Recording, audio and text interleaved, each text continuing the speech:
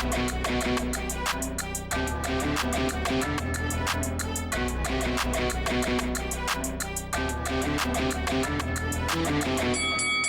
guys, welcome to Boxing Squared for boxing news and views from around the internet.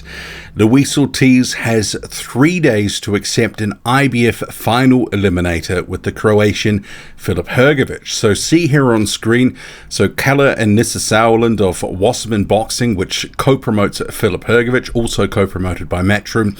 Kalle Sauerland saying official IBF letters are out.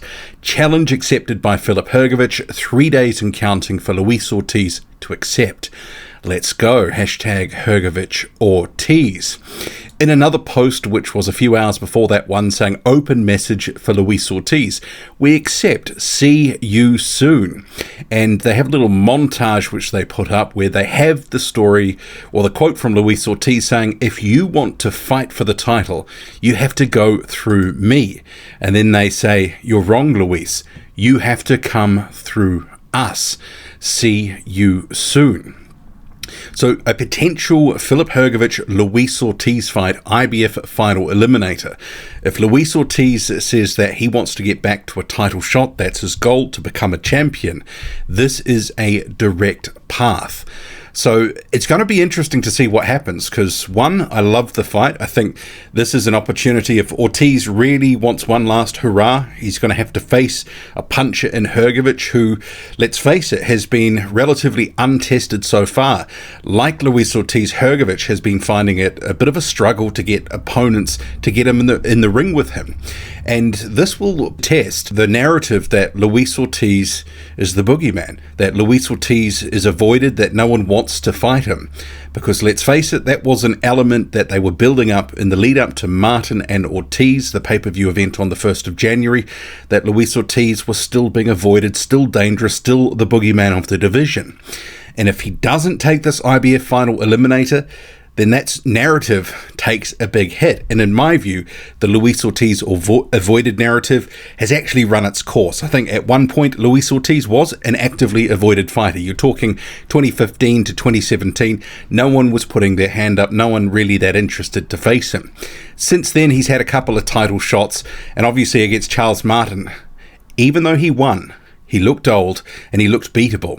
And I think anyone that's sort of in that sort of top 20 range has a good shot against Luis Ortiz, but you can't write him off because we saw that left hand, he's still dangerous.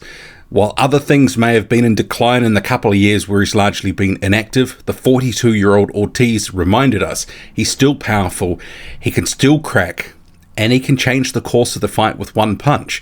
And we have seen Filip Hrgovic in some fights have little regard to defense, get clipped. And I remember against Eric Molina in 2019, there was one or two shots where he got caught with where he looked momentarily stunned.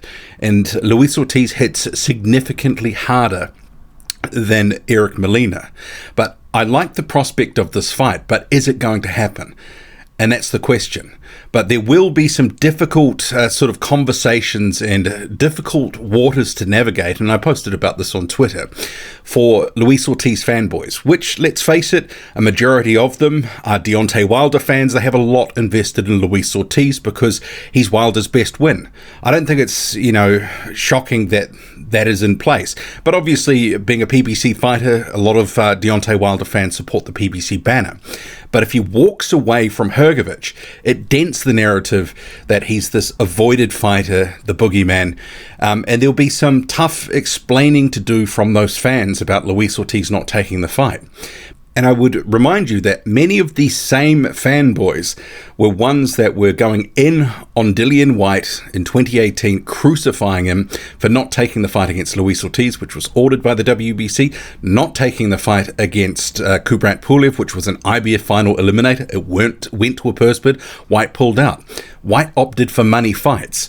And if Luis Ortiz does the same, then obviously that presents a predicament for them to try to explain that away. And I've already seen some people, narratives online from people who are Ortiz supporters, clear Ortiz supporters and Wilder supporters, basically saying that Filip Hrgovic doesn't deserve the fight with Luis Ortiz. He's done nothing. Why should he fight him? There's no money in it, all that sort of stuff. But if you were crucifying Dillian Whyte for walking away and taking money fights, you've got to keep it even and basically admit that Luis Ortiz is doing the same. But conversely, those people who were okay with Whyte walking away in 2018 for money fights like against Joseph Parker, you also need to be okay with Luis Ortiz walking away. So people have been running certain narratives in recent years to suit themselves and build up images of fighters, all that sort of stuff, either for Whyte, Ortiz, etc. It's the business of boxing. People, get crazy with different sort of narratives and other bits and pieces. They're going to have to tread carefully if Ortiz walks away, because they might be discrediting themselves and stuff that previously said. So that's an interesting aside, but I hope this fight happens, and I certainly think, based on that performance against Charles Martin, that Filip Hrgovic has got a definite chance of knocking Luis Ortiz out. But if he's not careful and he slips, and obviously Luis Ortiz is dangerous and catches him with a left hand, Ortiz could end up sort of winning that fight if it in fact occurs. But if Ortiz walks away for an in-house fight at PBC, it is what it is. I'm actually fine with that. I would like to see this fight, but certainly certain narratives and certain images around Luis Ortiz would take a massive dent if he doesn't take this fight. And I'm sure that he and his team will know that. So they've got to weigh it up. Is the money going to be better elsewhere? Because obviously he's only got 1 or 2 fights left in his career. So he's a prize fighter after all. He's got to do what's best for him.